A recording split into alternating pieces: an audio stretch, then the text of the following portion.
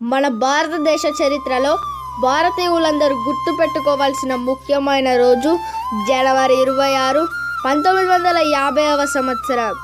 దాదాపు 200 సంవత్సరాలు బ్రిటిష్ పరిపాలన తరువాత ఆగస్టు 15, 1947న మన దేశానికి స్వాతంత్రం వచ్చింది.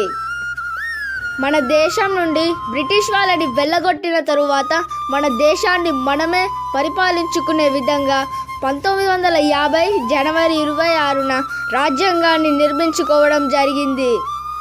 1947 ఆగస్టు 29న డాక్టర్ బిఆర్ అంబేద్కర్ చైర్మన్గా, డాక్టర్ రాజేంద్ర ప్రసాద్ గారు అధ్యక్షులుగా రాజ్యాంగ ముసాయిదా కమిటీ ఏర్పడింది. 2 సంవత్సరాల 11 నెలల 18 రోజుల కాల వ్యవధిలో పూర్తి చేసిన మన భారత రాజ్యాంగం ప్రపంచంలోనే అతిపెద్ద లిఖిత రాజ్యాంగంగా గుర్తింపు పొందింది. అందరితో సమానంగా జీవించే హక్కు, మాట్లాడే హక్కు, సాంఘిక, రాజకీయ, ఆర్థిక, భావ ప్రకటన, రిజర్వేషన్లు, అందరూ చదువుకునే హక్కు, జాతీయ సమైక్యతను, సమగ్రతను రక్షించుకోవడానికి వీలుగా, ఏదైనా తగాదా వస్తే న్యాయస్థానాన్ని ధైర్యంగా ఆశ్రయించేలా, మన జీవితానికి స్వేచ్ఛ కల్పించి దేశాన్ని సరైన దారిలో నడిపించే రాజ్యాంగం మన దేశానికి వెన్నుముక.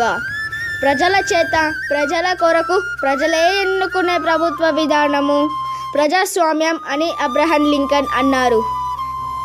ఆ రోజు నుండే పూర్తి గణతంత్ర దేశంగా, అంటే ప్రజాప్రభుత్వంగా రూపుదిద్దుకుంది. అలాంటి రాజ్యాంగం మన దేశంలో అమల్లోకి వచ్చిన రోజు జనవరి 26. అందుకే జెండా ఎగరవేస్తున్నాం, సాంస్కృతిక కార్యక్రమాలు జరుపుకుంటున్నాం, మిఠాయిలు పంచుకుంటున్నాం, దేశమంతా పండుగల సంబరాలు జరుపుకుంటున్నాం. ఇప్పటికైనా అర్థమైందా?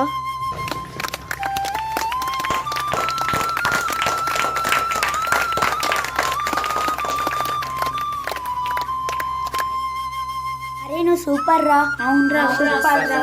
చాలా బాగా చెప్పావురా. అసలు మాకింత డీప్గా తెలియదురా. అవునరా, ఇంకెప్పుడు అలా మాట్లాడం. We love India, we love India, we love India, we love India, we love India. is always great. జై Bharat. We love our country. Salute to our nation and we salute to our national leaders.